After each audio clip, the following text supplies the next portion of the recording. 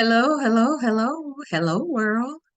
This is Louise Hicks, your host of Aim to Purpose Spiritual Empowerment Hour, the Mad Black Woman, and that's for motivated and determined to support and help bring my people to a higher level of consciousness. And I'm excited about the show that I'm about to share with you. It's about Jesse Lee Peterson. And please subscribe, leave your comments, and hit that like button and thumbs up. Okay. And again, I'd also like to thank all of my new subscribers. Thank you for the support. Please, please share, share, and share because I am always bringing you a common sense perspective when I share. Being that I am 73, been around for some time, I've seen a lot, do my due diligence research, I read a lot, and I love sharing my perspective because I believe we have the right, everyone has the right to share what their perspective is on whatever they want to talk about, even though sometimes we don't always get that freedom of speech. However, we must carry on, particularly us in the Black media, because we know mainstream white media is not going to tell the story like those Blacks who are uplifting and building. I have to put that out there because some Blacks that are utilizing social media, they are not uplifting, nor are they building. They are out for self gain only to get subscribers because that's to their benefit. And that's unfortunate because that is not uplifting the Black community. So, with that said, again, I'm Louise Hicks. Be sure and share, be sure and subscribe, and leave your comments, thumbs up, and hit that like button. And also be sure and hit the notifications button so when I come in with a new video, you will be notified. And today or tonight, wherever you may be, I'm going to talk to you about this man that appeared in my feed. I had never heard of him, Jesse Lee Peterson. And he's about my age. I think he's about 74 and I'm 73. And I tell you, his philosophy is totally, pretty much 98, 99% different than mine. And I grew up in the South just like he did. He says he grew up in Alabama, but I grew up in Louisiana, Shreveport, Louisiana, left there right out of high school and moved to California. So California has been my home for over 50 years. Then I am also in Texas from time to time. So I'm just amazed at what this man is saying. He has he has established a White History Month as if we don't get white history every day of our lives, 365 days of the year and 366 when there is a leap year. Amazing. And he says that word quite frequently because once he showed up in my feed, I had to listen to what the man had to say because the first time I heard him, I'm saying, is he crazy or what? Because of the stuff he was saying. And no way, Jesse Lee, you can pull the wool over my eyes because I grew up in the area that you grew up in. So I want everyone listen to what this man has to say here. And I'm going to just be, I'm going to share this video and we're going to talk about it throughout the whole video. It's about 9 minutes, I guess. So I won't be long, but I just wanted to discuss this man because I think he's pretty disgusting and he's supposed to be a pastor, but I say supposed to be. So let me share this with you because this is too much. He said he's gonna put black people back on the plantation because he's gonna buy some land. So, and black people will be back on the plantation. So let's go ahead and listen to what he has to say about sending us back to the plantation. Here we go. Here we go. Back to the plantation. Amazing, as he says. Amazing. Amazing. And this is I a good. am going to buy some land down there in Alabama, and I'm a plantation, and I'm going to start a new plantation so I can bring the blacks back and teach them to be how to work. Now, Jesse, let me ask you this: if I own a business and I said I don't want you to come in to my business because of your skin color, is that my right as a business to deny you service based on the color of your skin? Absolutely. Okay. All right. Well, at least you're consistent. Because you have a private business and you put that business together in spite of what Obama said. You built the business and you have a right to set your own rules.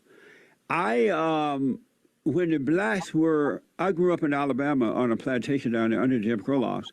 And I remember when blacks were protesting, they took it too far, the so-called civil rights people, and they were forcing their way into white-owned private businesses and tried to force white people to service them, whatever it was, right?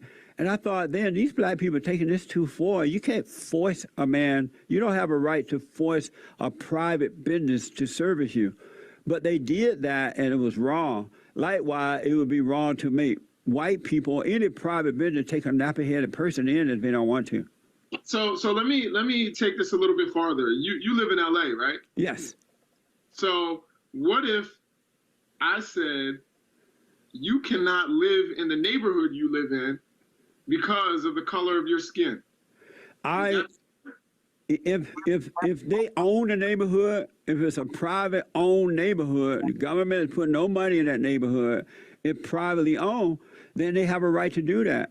Even black people, including myself, I'm very concerned when I see black people moving into my neighborhood because I know when black people are moving in, crime, destruction, ghetto, stealing, robbing, and killing is coming back with them. And so I wouldn't want my neighborhood to be destroyed. So I'm very careful about who move in my neighborhood even now. So, and you make that determination based on the skin color of the people that move into your neighborhood. You judge them by their skin color. Well, now I made that decision by if they should apply, take an application and do a thorough background to make sure that they have a job, they've not been in jail, you know, they're not been part of gangs, and that they're going to keep the neighborhood looking well. And as a private person, I have a right to do that, and no one has a right to tell me I can't. Look at the black neighborhoods. Nobody want to go to white people going back now, buying up the land and making it beautiful again. But I don't see people moving into the neighborhoods. When Snoop Dogg and all those people got money, they move out of the neighborhood. So why shouldn't white people have the right to protect their own neighborhood from the blacks? Well, look, let me tell you this. First of all, I think that the communities, I'm from the Washington, D.C. area, Baltimore, Washington, D.C., and there are incredible, beautiful, wealthy black communities that are almost all black. And, you know, it's a place that's desirable and most people want to live. So this idea that you just came up with crime and all of that, I think that has to do with, you know, some of the economic issues that we have in communities, the way communities are underserved. If you had fewer resources and things like that, even you might resort to that. And I think, you know, right now, you know, Jesse, to be honest, I never try to question anybody's sincerity, but I don't think you believe what it is that you're saying. I'm going to stop because I want to interject. So let's stop sharing for a minute here and we'll go back because this man is, it's like he's giving a clown show. And the interviewer, he's laughing at him. And for him to say he doesn't believe that Jesse Lee believes that, I don't believe he believes what he's saying either. If he is, he has to be lost in space somewhere. That's what I have to say. And Jesse Lee, I grew up in the South and I left at 18. And I've gone back multiple times because that's where I was born and raised in Shreveport, Louisiana. And for you to talk about the private businesses, don't you realize that our tax dollars, Black tax dollars, go to these businesses? And you're saying that they have a right to do what they want to do? Many of them would not have a business had they not been able to get government loans. And I can tell you, it's easier for a foreigner to come here and get a government loan than it is for a Black person to get a government loan through the SBA. So you have to be getting paid by somebody, white people, white supremacists who are using you as a puppet because what you're saying doesn't make any sense. Now, you can't pull the wool over my eyes because I've been around as long as you have, and I have lived in the South. I lived there until I graduated from high school. And you're talking about uh, there is no racism in America. America is not a racist country. And that you going to build a plantation to take Blacks back. What intelligent Black person would follow you on a plantation? That is utterly ridiculous. And some of the stuff I've heard you say, it doesn't make any sense. And you're supposed to be a pastor? Now, I'm going to tell you something. You need to, this is the time when we flip the scripts on people like you and the likes of Candace Owens and Larry Elder, some of the others out here too. They're just ones that come to mind right now. But there's a scripture that says, don't even argue with fools. And right now, I would not even argue with you because that's food talk that you're talking, nothing but food talk. That's a saying my grandmother had, food talk. And she grew up in the South and never left. I left at 18 right out of high school and moved to California, where I believe you say you're living right now, but you're going to go and buy some land and create a plantation. And God forbid if anybody follows you and and anybody that thinks and believe that what you're saying on your clown shows, that's what I'm going to call your shows, clown shows, because the interviewer is laughing at you.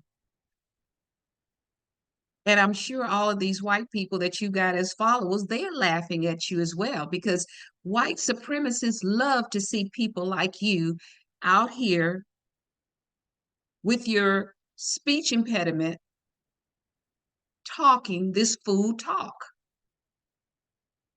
They love it. But a righteous minded person will see you as a clown because that's what you're just talking nonsense, talking about you're going to build a plantation, but you don't get you some of the stuff you say. I agree, you're telling the truth in part, but what your solution is such idiotic, it's ridiculous, it doesn't make any sense. You're going to build a plantation. And I even heard on one of your videos where you said something about you would go back to slavery or something to that effect. Well, let me tell you something. Only your body left Alabama. Your mind is still enslaved. You need to be walking around in your shackles because your mind is enslaved. And you're talking about private industry has the right to do what they want to do when they're utilizing taxpayers' dollars. They're on welfare. That's a form of welfare, the big corporations. But see, you don't tell the whole story. What you do is say what white supremacists want to hear because you're just a puppet. You're a puppet. They laugh at you because they're using you. And if you don't have the sense enough to know it and you just out here to get their subscriptions, just I dare you to say anything that's against what they have instructed you to say. You will be canceled. Just like Candace Owens, you will be fired. Believe me. And it's any righteous-minded person. And I know we can't regulate a person's heart because a lot of this stuff is taught in the home. Like I had a little white girl when I was a teacher's aide, second grader out in California, in Long Beach, California. I was waiting one day to get my waiting for my driver instructor. And I was outside by the playground when they came out for their recess. And the little girl asked me, she says, Miss Hicks, what are you doing still here? I said, I'm waiting for my driver. I'm taking driver's education so I can get my driver's license. And she says, oh, is he a nigger like you? And I said, Lori? Her name was Lori. Where did you get that from? She said, my mother said, people like you are niggers. So I told her, I said, well, you let your mother know that I am not a nigger because niggers are ignorant people. And for her to teach you this type of behavior is really horrible. Nobody should be teaching their kids this type of hate. And it happens every day in these homes. And we should be teaching our children to treat people the way you want to be treated. Nobody wants to be treated badly unless there's something wrong with them. And this is how we should be teaching our children to treat people the way you want to be treated. And for you to be out here peddling all of this food talk and this nonsense at your age, I mean, you have been bought and sold. So and you've never left the plantation. You're still enslaved because the stuff you say is ridiculous. You can only laugh at some of it because it's like you are a comedian with a clown show. And I know I've read some of the comments, and I'm saying people need to wake up because I believe flipping the script and the scripture. And that's why I use this other one, 2 Timothy 1:7. God has not given us the spirit of fear, but a power, love, and a sound mind. And you're the type of person, Jesse Lee, you don't have any power. And it appears you have no love and you don't have a sound mind. But you're supposed to be a pastor? What kind of pastor are you professing to be? Talking all this food talk. You're going to build a plantation and put black people on it. So, and talking about black people going to jail. Black people aren't the only people that go to jail. However, there's mass incarceration of black people, and that's by design. It's not that black people are out here just, oh, committing crime after crime after crime after crime. Of course, black people are committing crime, but other people are too, and black people aren't the only one to go to jail. And then you talk about the neighborhoods. There are some blacks, many black, most blacks, in fact, keep their property up. And then when you look at some of the Black neighborhoods, why are those Black neighborhoods the way they are? It has to do with economics. But you don't want to talk about that, do you? The root cause of why, if you drive through the Black neighborhoods, what you see is not a beautiful sight. It's because of white privilege. And it's because a lack of economic resources. But of course, you're not going to talk about that, are you, Jesse Lee Peterson? I'm going to have to call you a diaper baby adult because you need to go and put you a diaper on because you are an enslaved baby. Your mind is, oh, you need therapy. So let's look at the rest of the video and we'll close out. But because when I saw this and it just popped into my feed, I said, who is this man? Let me go check him out. So anyhow, let's look at the rest of the video. Let me share the rest of it.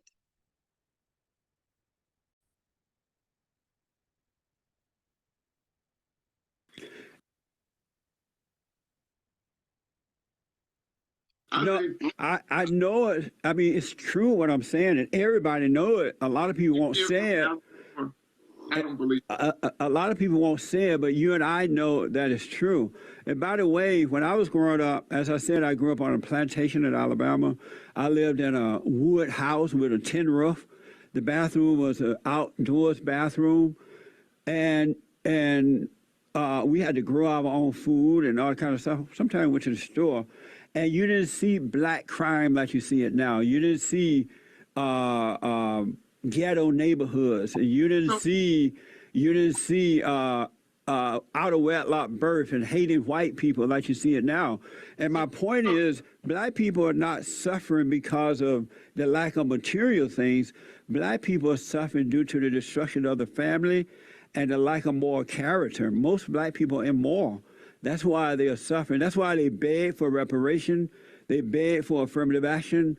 They attack white people. We saw a bunch of Blacks going into a store and just robbing it, stealing and destroying it. Nobody want that mess around them. So let me ask you this. If Black people were better off when they lived under conditions that you just named, that you grew up under, why don't you go back? Why don't you go back and live in a tin house with an outhouse if that's the way people that look like you should live? Like, then why are you making it worse for everybody? Why are you making it worse for the white people in your neighborhood? Why don't you go back and live in that tin roof house, wood hut with the outhouse, and start the process of making these neighborhoods great again? That's a very good question. First of all, I am going to buy some land down there in Alabama, and I'm a plantation. And I'm gonna start a new plantation so I can bring the Blacks back and teach them to be how to work.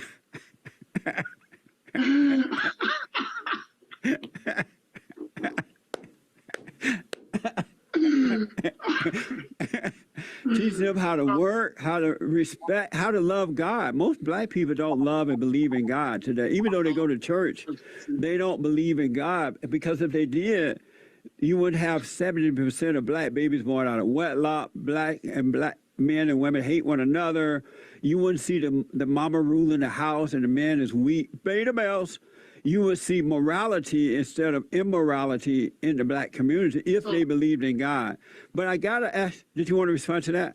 Yeah, I did really quickly, and that is, Jesse, and this is a personal question. If you don't feel comfortable answering it, I'm okay with that. Yes. But do you date Black women, or do you date white women, or? Right now, I'm not dating at all, but when I dated, I did date Black women. Because Black women deserve to have a good man, and most Black men are weak beta males. They, even when they get with a woman, they become the boy and she become the mama. And so Black women deserve to have a good man. They haven't had one in the last 70 years or so. Okay, all right, yeah. I was for some reason I was thinking you were going to say white women, but okay, that's interesting. Why were you thinking that? Because you seem to have a lot of animus towards black women. No, I don't have any anger toward anybody. I love all people. That's why I tell black people the truth, because I love them. I don't lie to them and pretend that it's racism or sexism or homophobism or Islamophobism or deadbeat dadism or anti-Semitism. It's either right or wrong, good or evil. And black people at one time knew that. Prior to the civil rights movement, they believed in God. They got married for the most part. They didn't have all these children out of wedlock and beg somebody else to take care of them. So I'm trying to bring them back to a time when they were moral. So what is your opinion of Dr. King and the civil rights movement, Ella Baker? What's your opinion of that? Well, I believe now that the civil rights movement itself was one of the worst things that's ever happened to black people.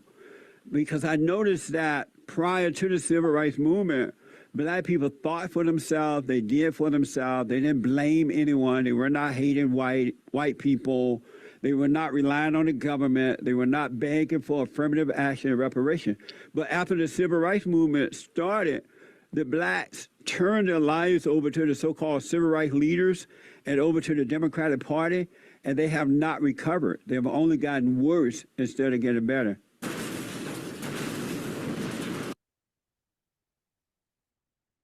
Okay, let's stop.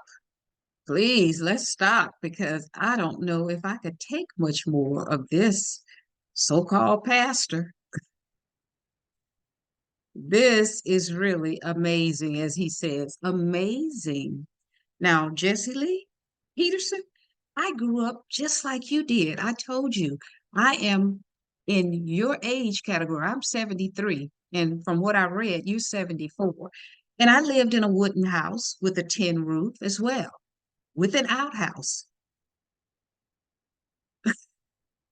But my thought process is totally different from you. What black person in their right mind would follow you to a plantation to be put in slavery just like you are? Because you're enslaved in the mind. You only left the plantation physically, but your mind, and I'm going to tell you, the scripture says that you need to read, in which I guess you have, hopefully, that you don't argue with fools. So I'm not going to argue with you. However, I am going to address some of these points that you made because they're not making sense. You talk about the wood house. Okay, many black people live like that.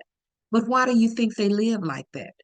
See, that's where you tell the truth, but you don't explain the why, the root cause. And of course, that's because you are a puppet and you dare not say anything against your masters. Because if you do, you will be canceled, just like Candace Owens. I'm going to say it again. So the stuff you're saying is just food talk. It's nothing but food talk. And for you to get out here and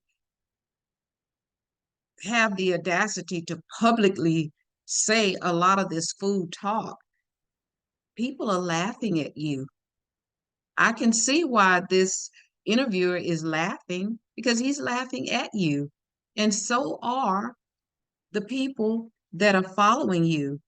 A lot of them are laughing at you because they like to get a little comedy in, I guess, from time to time. And then you talk about the black crime, the ghetto neighborhoods, the hating white people. Black people, for the most part, are the most forgiving people on the planet. And black people don't hate white people. Most black people don't. They just want justice, in which we don't get. That's all black people are looking for is justice, equality, being having things equitable. And you don't talk about that. So how all I can say is amazing. And then you're talking about the destruction of the family. Where did that come from? Tell the why. Where did this destruction of the Black family come from? It came from slavery. The destruction of the Black family was by the white supremacists. When they broke up Black families, they took the Black people from Africa, the Africans, and brought them over to America, treated them worse than they would treat their animals, treated them like just all the atrocities, the rapes, the murders, the abuse of the babies, some babies thrown in the river that these white men had raped, and some of these white women were throwing them away and separating their children. You don't talk about that, the root cause of why the destruction of the Black family. And you're talking about how Black people steal. This is ridiculous, as if white people don't steal. I'm going to tell you a little story, Jesse Lee. I had gone, this is in California. I went to a store, and white people, a lot of them do think just the way you do, because if you go to a store, they tend to follow you around. And when they're following you, guess who is stealing them dry? The white people that's in the store they're not following. And I'm going to tell you a story of what happened to me. I had gone to this store in when I was living in California. So people that think that all of this stuff, the races and all of this is in the South, that's not true. It's all over the United States. But I had gone in this store, and God knows I would never go in a store and steal anything, because whatever I need, I'm going to buy it. And if I don't have the budget at the time, I will wait and buy it later. But anyhow, there was a group of young white people. This is when I was younger, much younger, because I'm 73, as I said. And there was a group of white kids, young people like myself, in the store, and I was in there by myself. So we all, I guess they probably had planned this because they knew that I would be the suspect. So apparently they had stolen something out of the store. So as I walk out, here they come walking out, and we walk out about the same time. And the buzzer went off. And guess who they stopped? White privilege. They stopped me. They didn't stop the white kids, and those were the ones who had stolen from them.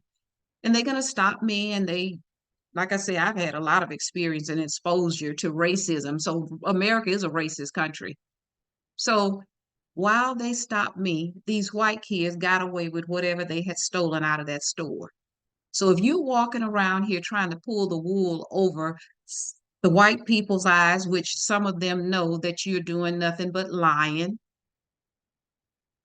as they say, you're lying through your teeth, because white people steal, but that white privilege gives them an opportunity to steal more. But that's what happened to me. And once they told me to open my bag and do this and do that, they saw I didn't steal anything. And I told them, I said, the people that stole from you, they're gone, those white kids that were in here. But you're going to stop me. So it happens all the time. And I'm not just a one-off, believe me. So you're not telling the truth. And you're supposed to be a pastor? What kind of pastor are you? Who are your, I wouldn't go to your church, because you talk food talk and you don't tell the truth. And you present a clown show. So why would I follow somebody like you?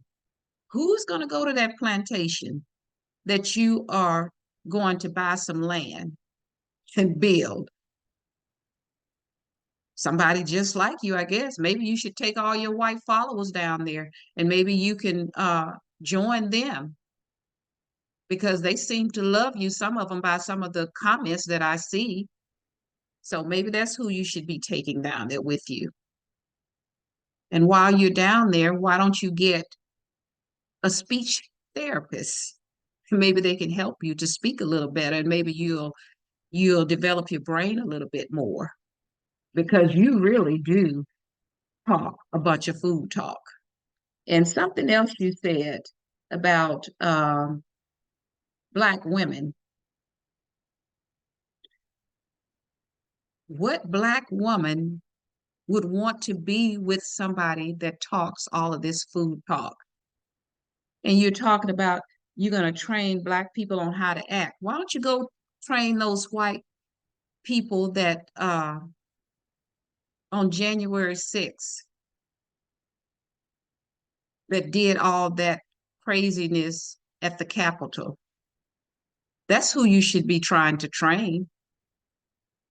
Look at what they did. I guarantee you, you are like Candace Owens. You won't be talking anything about what they do. And I know what they do because I've been around. I've lived in California. I know what they do. I went to a party one time that I was invited to by some white kids that were in my class. And believe me, I left the party because of all the immoral things they were doing, orgies, drugs, alcohol. Oh, it was crazy. And myself and another Black person that had gone with me, we left because of they had no morals. The values were totally different than what we were taught as kids and how we grew up. So you need to you need to stop your food talk. Because yes, Black people have some inappropriate behaviors, but talk about the root cause of all of that, where it came from, the destruction, the root cause of the destruction of the Black family, and getting the fathers out of home, the economic depression, living in the Jim Crow when my grandfather had to run for his life because he was a sharecropper and because he wanted to keep some of his money. This white privilege did not want him to keep a share of his money that he should have gotten more than they got. And they wanted to kill him. He had to run for his life. So, but you're not going to talk about the truth. All you're going to do is tell a half truth. But I know better because I came from the South just like you did, and I grew up in the same era. So you cannot pull the wool over my eyes, Jesse Lee Peterson, the so-called pastor with all this food talk. So keep your clown show going. However, I know intelligent Black people are not paying you any attention because you're acting like and saying all this stuff about all Black people are not alike, just like all white people are not alike. All Asian people are not alike. All Hispanic people are not alike. There are decent people in all these ethnic groups. But you act like Black people are just savages. And that tells me that you need to be, maybe you should, yeah, you need to go back to your plantation and take some of these followers that you have with you. Maybe you should gather up all the ones that did in the Capitol on January 6th. Take them. Maybe you need to train them on how to act. Or maybe they may train you because you have some serious mental health problems. And I am a social worker because I have a degree, a bachelor's in social work from California State University, Long Beach, a legitimate one, not a fake one, a legitimate one. And you need therapy. You got some healing to do. So no intelligent woman is going to get involved. And just one other thing, uh, I saw, I think I got everything I wanted to say to you right now because a lot of the stuff you say is so such food talk until you need to go put your diaper back on because you want to though, even though what you are is an old diaper baby adult. So you need to go and put your diaper back on, start over because I tell you, you got some serious problems. And of course, you know what you're doing, but you're not pulling the wool over my eyes. You know what you're doing. It's about greed. You're out here because somebody's paying you to talk this food talk that you're talking. But anyhow, you need help, Jesse Lee. And you cannot pull the wool over my eyes because I know what you're doing and you know what you're doing. It's all about your greed, your money, you're getting paid to be the puppet that you are. But if you step out of line, remember what's going to happen to you. Ask Candace Owens. And with that said, I don't want to talk anymore. I just wanted to go through that one. And amazing, as you say. So, with that said, to all of my subscribers, thank you again for my new subscribers. And I really appreciate it. I am uh, LouiseHicks, your host of Aim to Purpose Spiritual Empowerment Hour. And my ultimate goal, as I always tell you, is to support and help to elevate my people, Black people, to a higher level of consciousness. That's something you should be doing as an old baby diaper adult. Maybe you'll change your behavior one day. And when you do, they'll cancel you, of course. But with that said, again, subscribe, thumbs up, everyone, share, share, share, because we need to make sure that Black media counteract a lot of the food talk that's these puppets, baby diaper adults are out here doing, no matter what age they are, because he's an old baby diaper adult. So at any rate, you can only laugh at him. If you're an intelligent Black person, you can only laugh at this man, so-called pastor. So with that said, again, I'm LouiseHicks, your host of Aim to Purpose Spiritual Empowerment Hour. Thank you, thank you, thank you. Subscribe, share, thumbs up, hit the like button, and I'll be back. I'll be talking about DEI, diversity, equity, and inclusion, because I really have something to say about that too. Like I said, I've been around a long time, so I can share with you about that. And I'm going to talk about that too. And I'm going to talk about health. I mean, I do things to build and uplift. I don't tear down my people because I know the root cause is slavery. And a lot of us are getting on code. We have Black media out here sharing information, helping us to do our due diligence, research, read. And I always usually talk about Dr. Claude Anderson. Jesse Lee, you need to go and read some of his books, Black Labor, White Wealth, PowerNomics, Dirty Little Secrets.